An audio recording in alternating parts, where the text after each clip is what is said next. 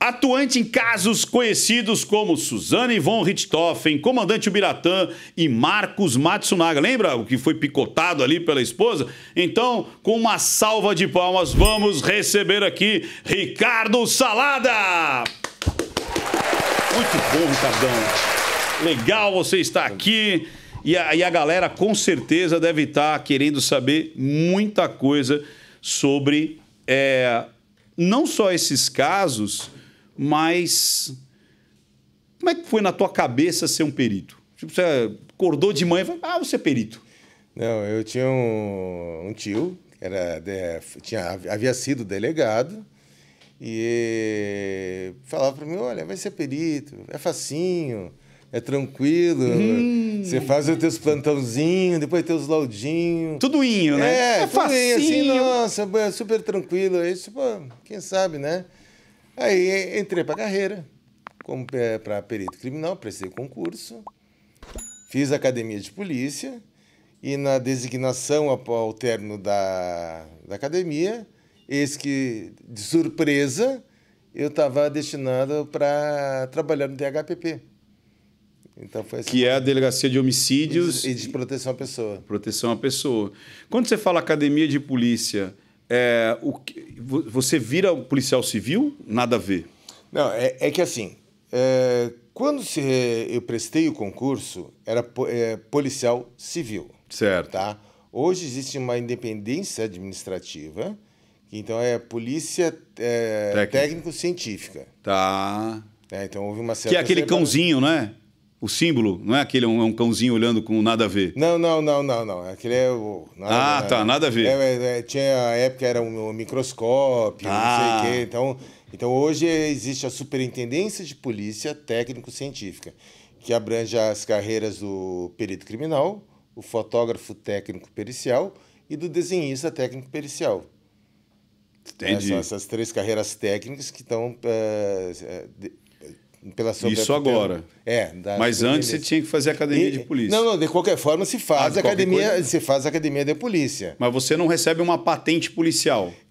Eu sou um policial técnico-científico. Ah, tá, entendi. Continuando, porque o que acontece? Dentro do... Eu sou obrigado a andar armado. Eu tenho que ser policial. Sim. Porque a gente vai para lugares assim... Ermos, às vezes dentro de comunidades às vezes violentas. Então, nós se deslocamos dentro de uma viatura. Exato. Então, como policial, sou obrigado a andar armado. Entendi. Né? Entendi essa divisão. Tem o policial lá, que, por exemplo, é um policial de carreira, e você é um policial técnico justamente porque você é um perito criminal. Exatamente. Entendi. E como é que chamava o tio que te influenciou? Deodato. Deodato. Aí o Deodato falou assim, não, Ricardão, tipo, ou talvez fosse assim, não, Ricardinho, é só um laudinho, porque é facinho, pegazinho, plantãozinho. Como é que foi o seu primeiro encontro ali com uma pessoa morta ali, tipo... Não a primeira vez que você saiu para dirigir, porque você falou assim, caraca... Não, mas é assim... Ou foi a primeira? O DHPP, ele só é acionado quando existe o evento morte. Quando existe o evento morte. Então, vamos dizer, em termos de homicídio, é uma atuação bem específica. Homicídio de autoria desconhecida e de local preservado. Então, a vítima tem que estar no local. Se a vítima é socorrida, quem atende é o núcleo de crimes contra a pessoa. Tá. Então já saiu do homicídio, aí é outro núcleo que vai atender. E tem que ser desconhecido. Desconhecido, que é conhecido, também é o núcleo de crimes contra a pessoa. E suicídio também? Também, crimes contra a pessoa. Então você não olha suicídio? Teoricamente não, né? Porque às vezes entra como homicídio, a gente chega lá... Aí você fala, isso não aqui... Não é um homicídio, isso aqui é um suicídio. Tá, mas legal, agora eu quero saber, tipo, como é que você... Assim, lógico, talvez seja muito técnico, mas talvez outras coisas... Porque o teu olhar é completamente diferente de uma pessoa comum. Uma pessoa... Como é que você... Quais são os pontos assim, que você bate o olho e fala assim, isso aqui não é homicídio, não, isso aqui foi suicídio? É que assim, um exemplo, com uso de arma de fogo. Então, vamos dizer, você vai analisar a área de eleição. Onde a pessoa escolheu se matar? Tá. Aí você examina as distâncias do disparo. Aí Entendi. você vai examinar o trajeto, quer dizer, o deslocamento do projétil dentro da vítima. Por um exemplo assim, a pessoa levou um disparo nessa região da cabeça. Aí a pessoa diz, não, suicídio. Como é que um cara vai conseguir fazer uma situação dessa? Ou então depende de um local que eventualmente poderia acontecer, mas fica muito desconfortável para a vítima. Você sabe, não é o suicídio. Então, aí é que tá. Eu acho muito interessante, porque daí entra essa parte meio que da psicologia daquele indivíduo. Porque uma pessoa que vai se matar, ela não tá bem emocionalmente. A cabeça dela deve estar 1000 por hora. Sim, sim. A psicologia, tá, entra em tudo. Certo. Entra em tudo. É um fato super importante que eu digo, o perito criminal, a gente tenta ou acaba desenvolvendo algum sentimento dessa área, embora não tenha a formação. Sim. Né? Tem casos que eu digo, olha, eu não posso, vamos dizer, definir qual é o problema que uma pessoa tem. Sim. Eu digo isso aí, eu deixo isso para um profissional da área. Ou um psicólogo, um psiquiatra, que vai me dizer, olha, essa pessoa tem uma psicopatia, tem tal transtorno. Eu posso afirmar que essa pessoa tem algum problema. Eu não posso estudar olha, pelas características, segundo tal pessoa, né, de ter literatura, tem tal problema. Isso eu não posso afirmar, até porque eu não tenho conhecimento. A gente sabe algumas coisas pelo tipo de trabalho, que algumas características fazem parte da definição de alguns transtornos. Tipo, ausência de sentimento. O psicopata tem. Agora, eu acho que sempre cabe o profissional trabalhando em cima dos casos, porque tem que ter uma avaliação mais profunda. Entendi. E aí, nesse caso, como a gente falou, o cara, tá lá, uma baita pressão, o cara tá prestes a tirar a vida dele, não é uma coisa simples. Ele não vai chegar e falar assim, eu vou dar um tiro aqui atrás, porque, sei lá, eu vou sacanear o perito, né? Não. Mas embora uma coisa bem curiosa, em suicídios, às vezes o cara faz uma tremenda do marapuca. Tipo para sacanear como foi? Não, eu não sei se... Não é intuito de... Uns, até por questão de tentar sacanear. Mas outros, realmente não sei explicar. Por exemplo, você lembra de algum... Um exemplo. O cara não tinha coragem. Isso aí não foi um caso que eu atendi, mas a gente conversando com outros peritos. O cara não tinha coragem de se matar. Uhum. O que ele fez? Ele pegou uma garrafa PET, tirou a tampa, encheu de pedra, botou um barbante para poder suspender e colocou com fita facas em volta. Ele deitou embaixo e soltou. As facas... Eita. Entende? Então, uma verdadeira arapuca. Entendi. Né? Que a gente pensa, mas o cara teve... Que ideia, que engenharia. Que engenharia que o cara faz para conseguir cometer um suicídio. Porque, às vezes, você, com arma branca, você vai se cortar no pescoço, nos pulsos, existe a chamada lesão de excitação. Você sente dor. E aí você, parei. E às vezes você tenta 3, 4 vezes até que chega naquela vez que... eu vou até mudar o papo porque tá ficando dolorido em mim. Eu já tô ficando com dor, eu tô com dor em mim aqui. A gente vê por exemplo, nos seriados, né? CSI, aquela coisa toda, todo aquele material, toda aquela tecnologia. Primeira pergunta. Mesmo nos países que tem mais grana, que tem uns departamentos mais robustos ali, não é daquele jeito, né? Olha... E aí agora, essa é a primeira pergunta. E depois, trazendo para nossa realidade... Uma vez a gente teve trouxeram um perito da Flórida e a gente conversando. Não é toda essa fantasia que eles pegam, que se faz, olha, em 24 horas o cara tem um resultado, tem não sei o quê. Não é bem assim. Existe, claro, às vezes mediante alguma vítima, vamos colocar em traços mais importantes, famosinha, né? Famosa, ali. Existe aquela pressão e acaba se tendo fura fila. Fura fila. Então acaba se tendo aqui, como aqui no Brasil, que eu acredito como em qualquer lugar do mundo. Mas não é tudo aquilo. É claro, eles têm mais recursos? Claro que tem. Eles têm uma facilidade por terem menos eventos? Tem. É que nem uma vez eu estava vendo num seriado, o cara preocupado porque ele estava com 3 crimes que ele tinha que pesquisar. Né? Isso num mês, 3 crimes. Quer dizer, pô, não tem graça. Né? Quer dizer, não, tipo, ele tá preocupado com sobrecarga de serviço. Aqui, né? Isso é quantos? É muito mais. Embora, vou dizer, em termos do município de São Paulo, nós estamos em termos de números de homicídio quase a nível de primeiro mundo. Eu ouvi falar isso, que em São Paulo hoje é um dos lugares mais seguros.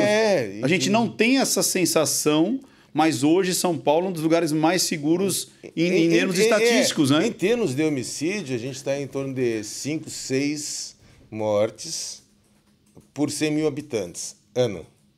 Se você pegasse Recife, deve estar em torno de 30. Ou seja, 5 vezes mais. 5 vezes mais. Pegar Fortaleza, várias cidades do Nordeste, é muito disparado.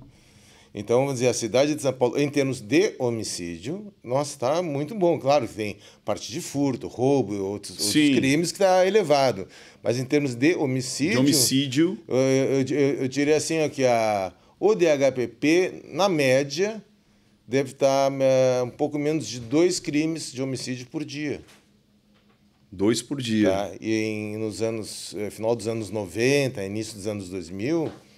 chegou a ter 60 homicídios no final de semana. Que é isso? Então, houve uma redução drástica. Então, realmente, nesse sentido, São Paulo está bem cotado. Gente, mas aí tem muita gente que fala assim, né? Que até não é problema seu, porque é aquela velha história. Você faz a perícia, entrega para provavelmente é o quê? Para o promotor, para o delegado? Vai para o delegado para o Ministério Público. Ministério Público. A quantidade de crimes não solucionáveis é muito grande, né? É que assim, existe os crimes sem solução. Existem aqueles crimes que não é que ele é sem solução porque não se conseguiu provas. Não é que não se saiba, porque ninguém é condenado pelo fato que eu sei. A pessoa vai ser condenada pela situação que eu provo. Então, tem que existir provas. Então, se uma pessoa, embora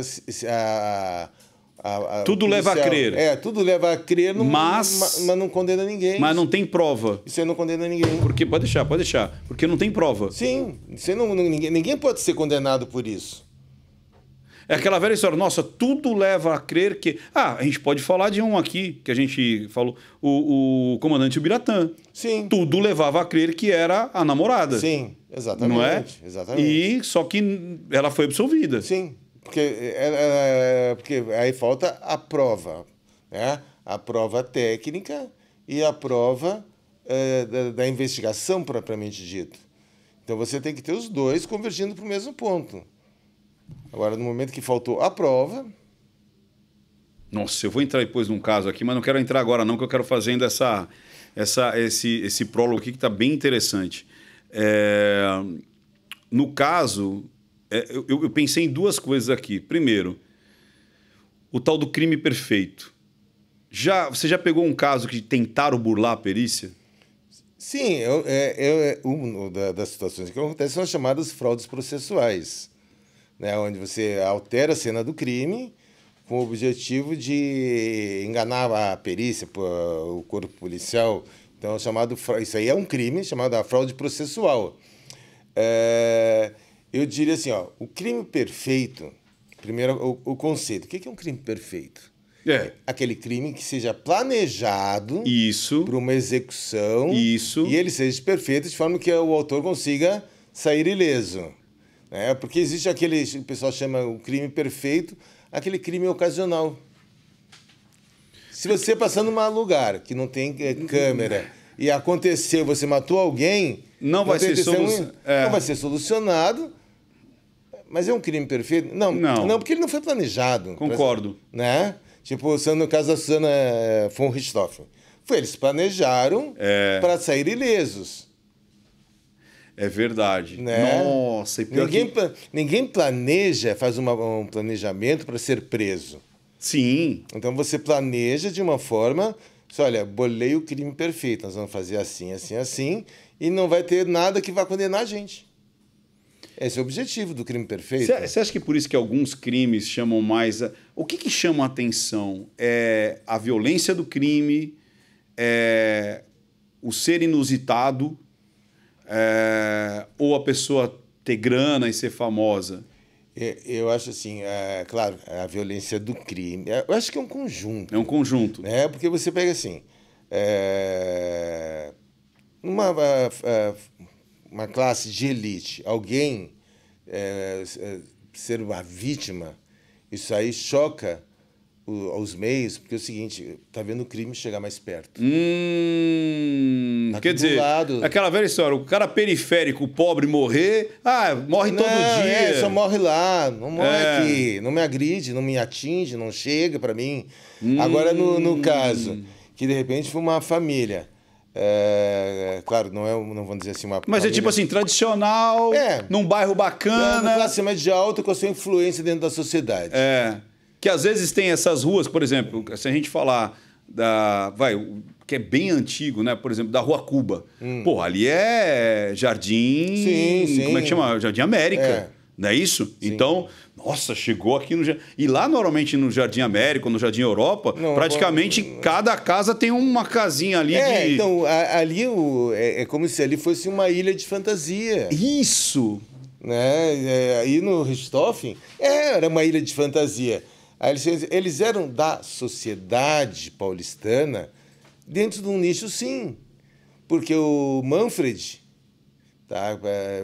ele era sobrinho-neto do Barão Vermelho, da Primeira Guerra Mundial. Rolou esse papo, que ele poderia ser da linhagem do... Ele era da linhagem... Ele era mesmo? Ele é sobrinho-neto do Barão Vermelho, da linhagem da aristocracia... Que era o Richthofen lá, que era o Barão Vermelho. Exatamente. Olha ele aí, o Manfred é o da extrema-direita ali, aí a mãe tá ali no meio, né? O menino de vermelho é o que pirou o cabeção, né, cara? Ele pirou o cabeção, né?